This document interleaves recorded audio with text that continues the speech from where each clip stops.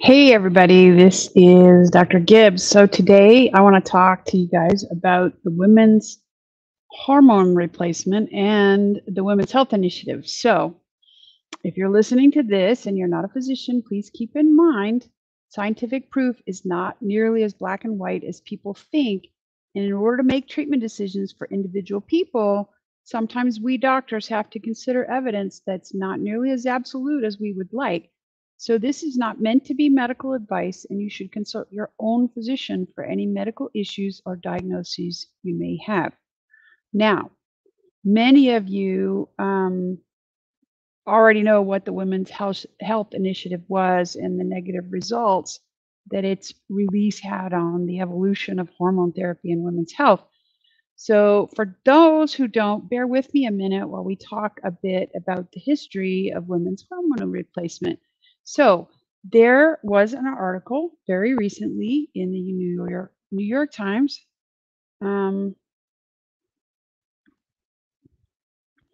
that brought a bunch of this stuff back to light, and I'm just going to show you what that looked like.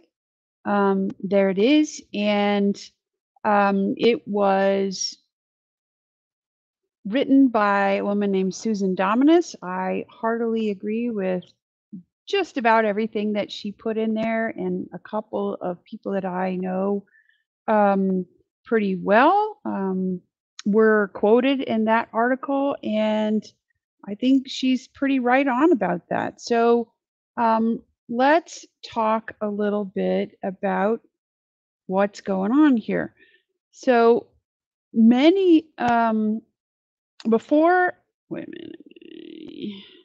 So before the middle of the 20th century, suffering through menopause was an inevitable part of being female in the human world, with all the consequences to women of that. So hot flashes, loss of sleep, mood disturbances, anxiety, depression, memory loss, and about 90% loss of interest in sex over the 10 years after menopause, among many other symptoms, as our eggs ran out and our ovaries declined in midlife. So that was menopause. But it turns out there was more to it.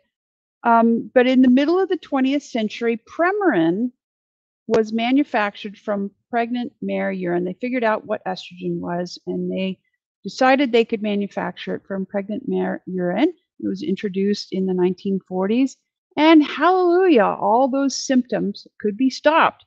So as medicine advanced, it was discovered that using menopausal hormone therapy not only eliminated those symptoms, but it was eventually observed that replacement of estrogens would significantly reduce, or appeared to significantly reduce, many longer-term conditions that were known to be associated with the abrupt decline in estrogen levels that women suffer. Bone loss, loss of collagen from your skin, and other body parts, increased rates of depression, dementia, diabetes, heart risk, stroke risk, gallstones, and even cancer risk. So things went along fine, and Premarin got to be the #5 most prescribed medication in the US. And then a popular book called Feminine Forever was released in 1966. And in it, the author Robert Wilson likened menopause to chemical castration and recognized the right of women to youth, beauty, and a full sex life. Unfortunately, it was pitched as something women should do in service to men's desires rather than for themselves. And it rightfully incited a firestorm of feminist backlash and skepticism about women's hormones. And of course, it was later revealed that Dr. Wilson had been funded by the manufacturers of Premarin, so it tainted things even a little bit more. Then the next nail in the coffin was in the 1970s. It was observed that endometrial cancer was rising 4 to 8 times as much in the patients that were treated with oral estrogens alone. Now, I should say 4 to 800%, because percents are going to get important later in what I'm going to tell you guys about. But anyway, so you could mitigate that risk by adding a chemical progestin to the estrogens to reduce the proliferation of the uterine lining that seemed to be the trigger for that endometrial cancer. And of note, micronized progesterone didn't exist yet at the time. Bioidentical or FDA approved bioidentical micronized progesterone that your body could actually absorb did not exist yet. So as things went on, more and more evidence accumulated that estrogens could reduce the risk for heart disease, which in premenopausal women was less than a man's risk, but quickly caught up after menopause. So there was this Framingham study. It was a huge study. A lot of people participated.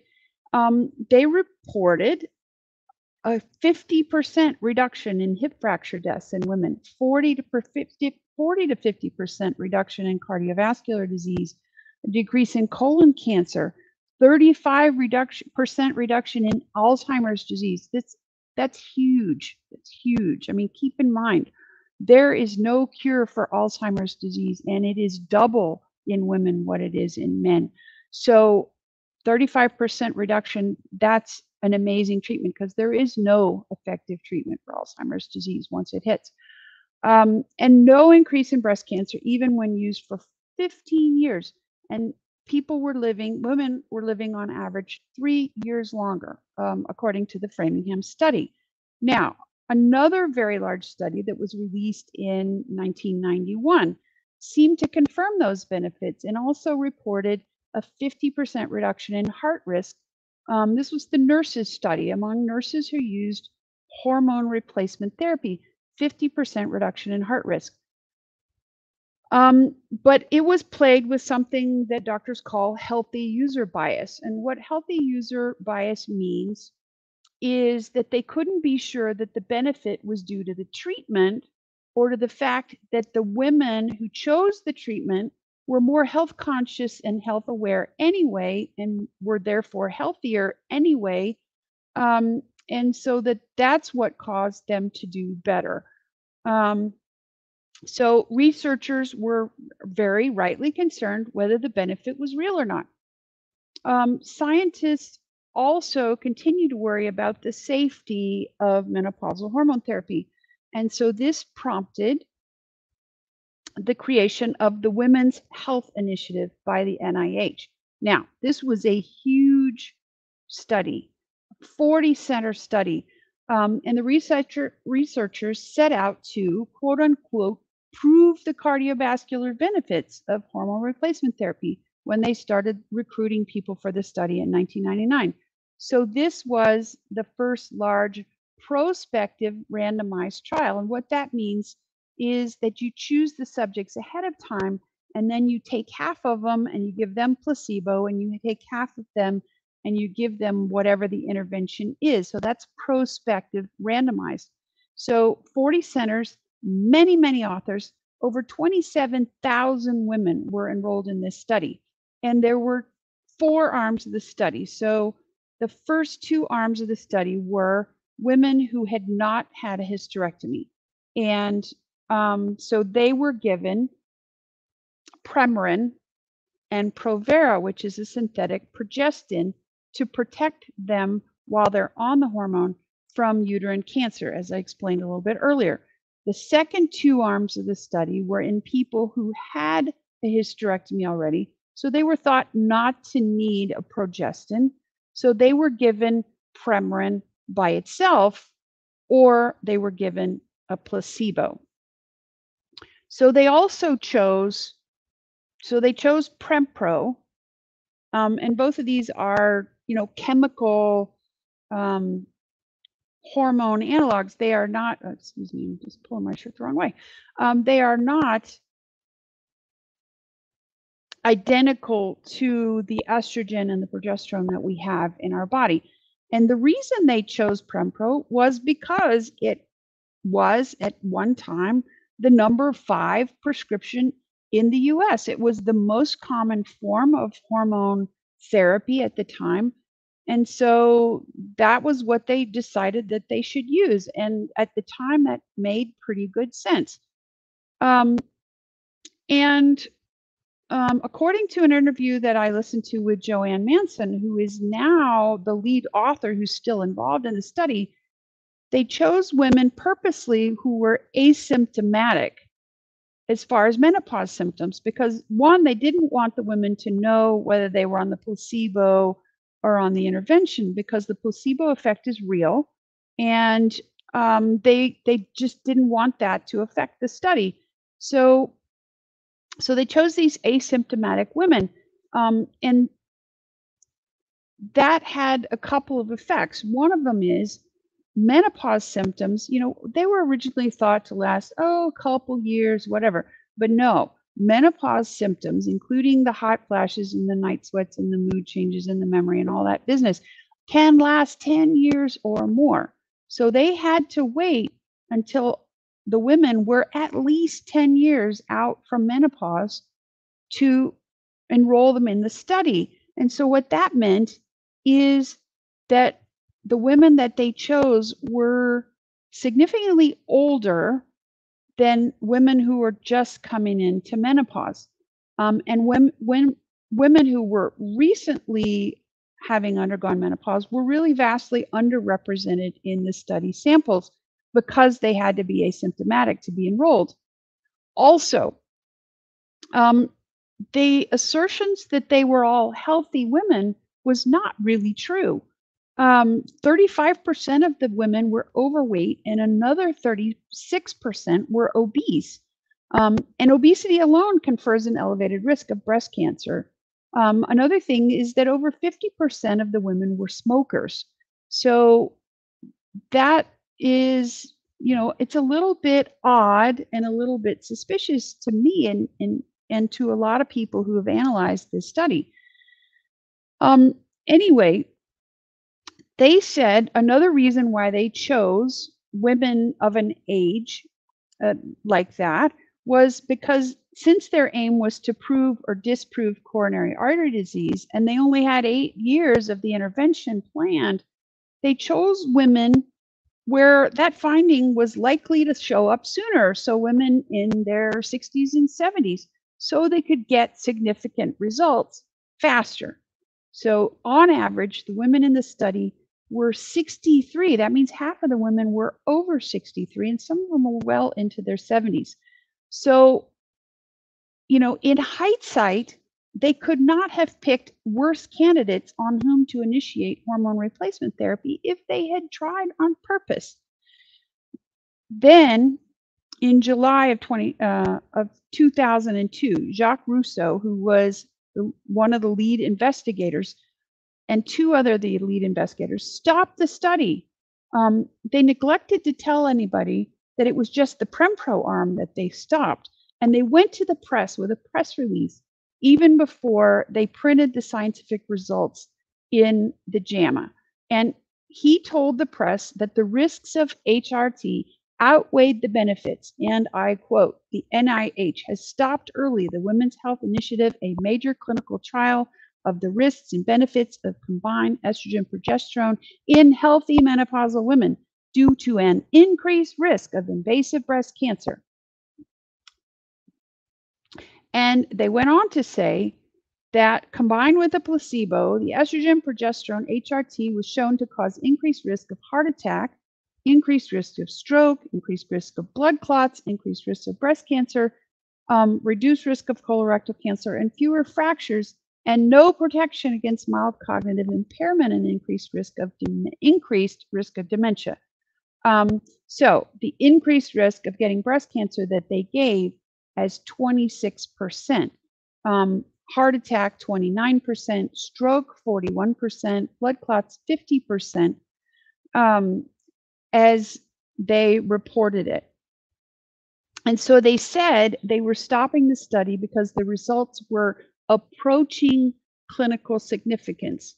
And then they went to the news before those results were even published.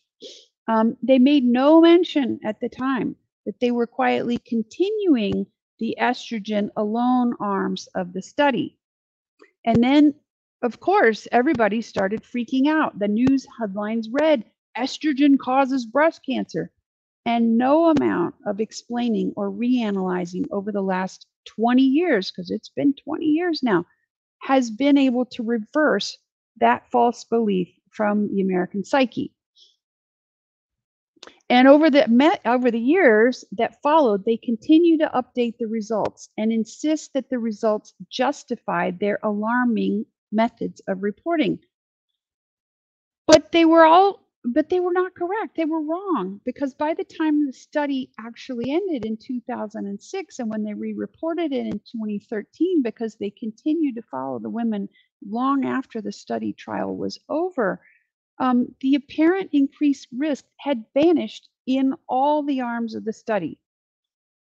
And they ignored all along the fact that almost all the adverse seeming outcomes were happening in that MPA, the medroxyprogesterone arm, plot, and not just the estrogen, and not the estrogen arm.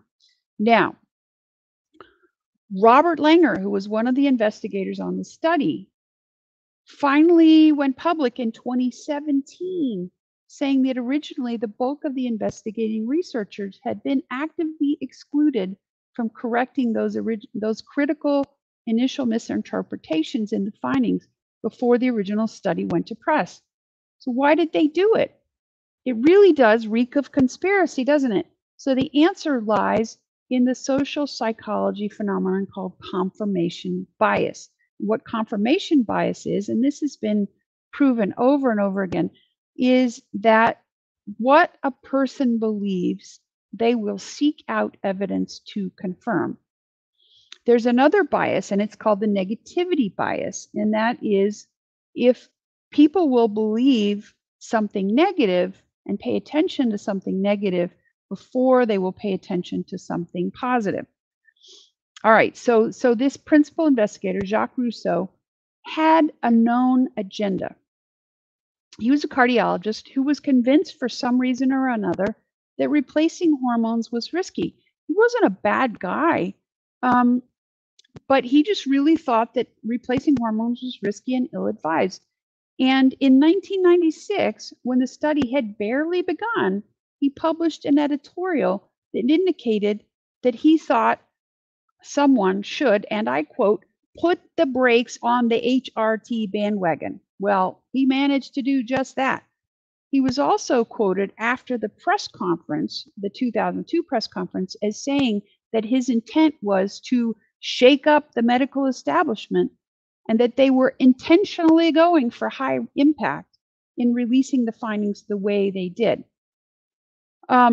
Another one of the principal investigators said because the study was as large and expensive as it was, and they knew they couldn't repeat the study, and the question was important as it was, that the statistical police have to leave the room. Dead silence. Oh my God, I am just in shock with that. Anyway, all these instances revealed that the unbiased attitude needed for good science was absent in the two men who were principally in charge of reporting the results of this study.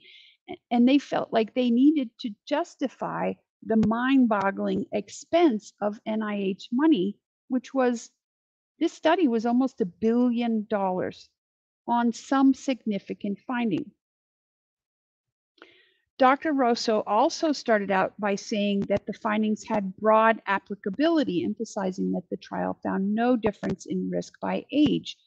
And that turned out absolutely not to be true, but it would be years before researchers appreciated just how wrong that was. So later analysis actually showed improved heart risk in women under 60.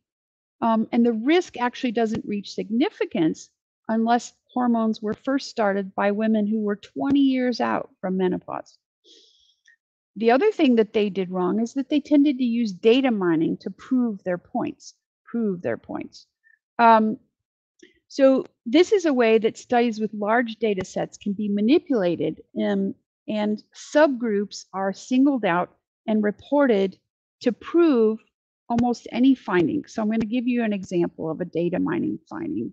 So just about any result a researcher wants can be proven by mining down into the data deep enough and by excluding logic, basically. So here's an example. A huge analysis of many research studies reported out in 1997 found that there was no increased breast cancer risk in women who had used hormone replacement therapy in the past, no matter how long they had used it. But they also found that if the women were still using HRT and had been on it for longer than 5 years, that they had a 0.6% increase in breast cancer. So how does that make any sense at all? So you could use it for 15 years and stop 2 weeks ago, and you don't have any increase in risk. But if I've only been on it for 5 years and I'm still on it, then I have more increase in risk.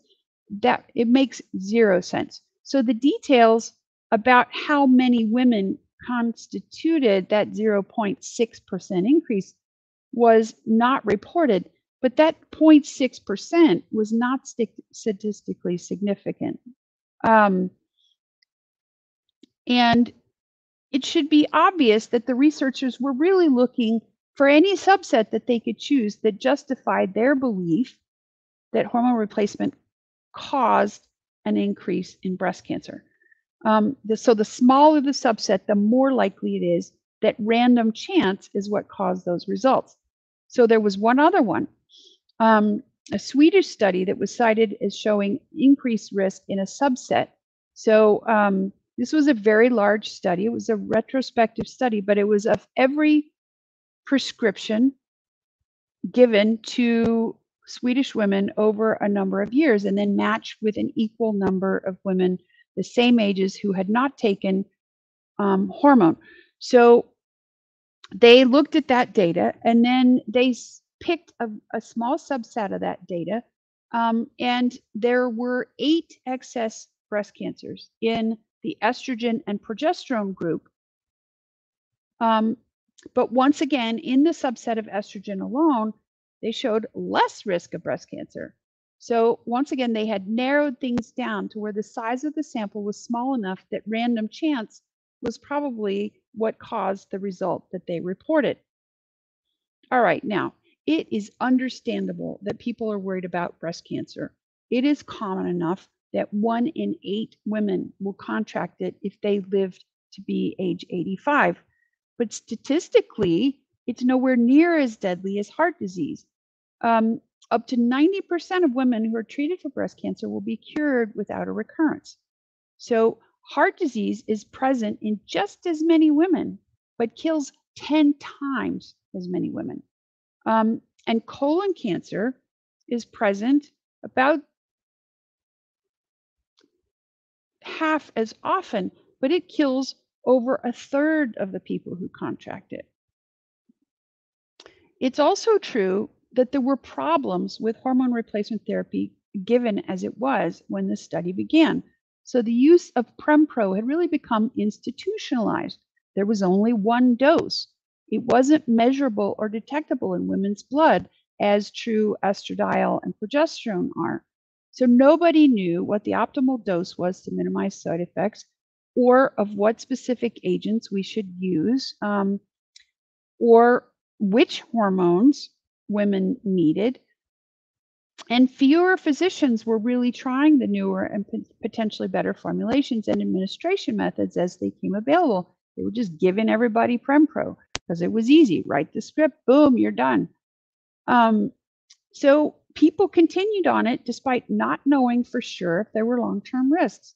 And there are a few, with the Provera in particular, but the risks are not what they said. So there is an increased risk with Provera and blood clots, about double the general population. This risk is the same increase that's seen with oral contraceptives, with a lot of oral contraceptives, and with pregnancy. And women accept these risks as a matter of routine to not become pregnant or to become pregnant. And some physicians are okay with women taking this risk with hormone replacement therapy. I'm personally not, because FDA approved progesterone, which is identical to what's in our bodies, does not cause that increased risk in blood clots. So let's look at that. So the risk in general of contrasting contracting breast cancer between the ages of 50 and 60 is 2.33%. So when the WHI said they had a 26% increase in that risk, then the risk is up to 2.94%. So in contrast that to smoking, which increases cancer risk by 2,600%. But what they neglected to emphasize was a few things. The first one, that result that they said, the 26%, was seen only in the combined Premarin plus Provera group. And it was caused, interestingly, in final analysis, by the lower than standard positive cancer cases that were seen in the control group for that subset. So the people who were on placebo, it turned out a significant number of those participants had been on hormones before the study started and carried lower risk than they were thought to have going in. So even if the people taking the MPA had a normal amount of cancers, it looked like they were higher because the people they were getting compared to had a lower amount. So all the while, and number 3, that result did disappear more or less over time as the groups were followed longer and longer. And as a matter of fact, in 2020, a new article came out, and it was by some of the same principal investigators, and I'm going to show it to you. Stand by. Here we go. All right. In 2020, this came out in July of 2020 in JAMA. And what they said was this. They said, in this long-term follow-up study of 2 randomized trials, prior randomized use of CEE alone compared with placebo among women who had a previous hysterectomy was significantly associated with lower breast cancer incidence and lower breast cancer mortality. Whereas prior randomized use of CEE plus MPA compared with placebo among women who had an intact uterus was significantly associated with higher breast cancer incidence, but no significant difference in breast cancer mortality. Now, isn't that interesting?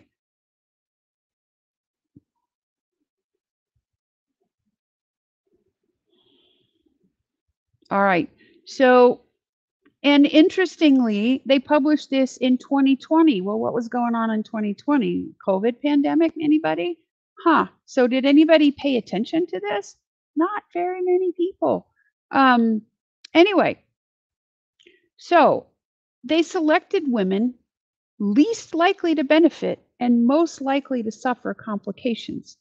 Fatter patients with no symptoms who were older and longer postmenopause than usually started HRT. They gave them a one-size-fits-all treatment with horse and pseudo hormones never experienced by healthy human physiology. Even so, they did not show significantly increased breast cancer mortality. This fact did not make any national headlines. And the actual final results, Premarin by itself, even though it's not a perfect hormone, gave a statistically significant reduction in breast cancer of about 25%. All right, so in final analysis, did some good come out of the Women's Health Initiative? I think yes. So it taught us a few things. It taught us that the timing of starting hormone therapy matters. Below 60 years of age and within 10 years of menopause, there is significant benefit. But it did show us that as people get older and farther away from menopause, starting new hormone regimen gradually loses its benefit over time.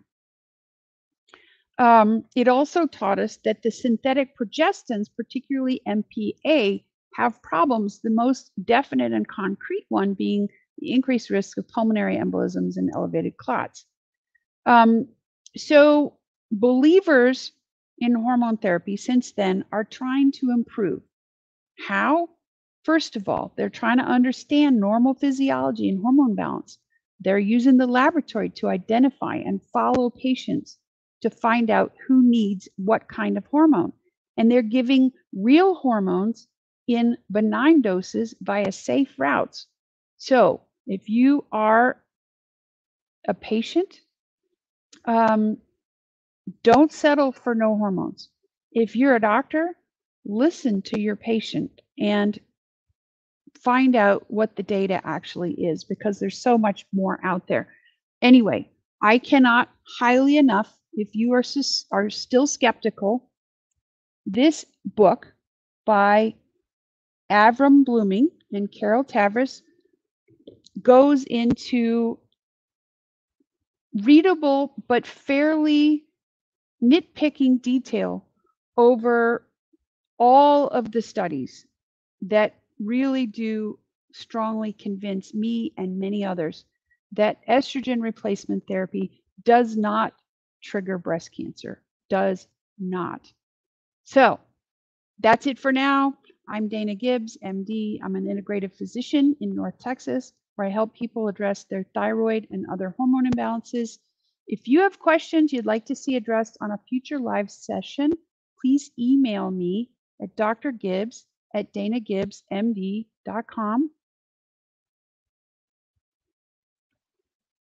And if you're a thyroid or a chronic fatigue or a hormone sufferer in North Texas and you want a caring doctor to finally help you resolve your exhaustion, frequent illness, joint and muscle aches, menstrual irregularities, and poor sleep issues, come sign up for a new patient evaluation with me now at danagibbsmd.com. All right, y'all have a great evening. Bye-bye. Oh, and next week, it's Independence Day, Tuesday at 6:30. I am not going to do a broadcast. I'll see you guys the week after that. Thanks for listening. Take care. Bye-bye.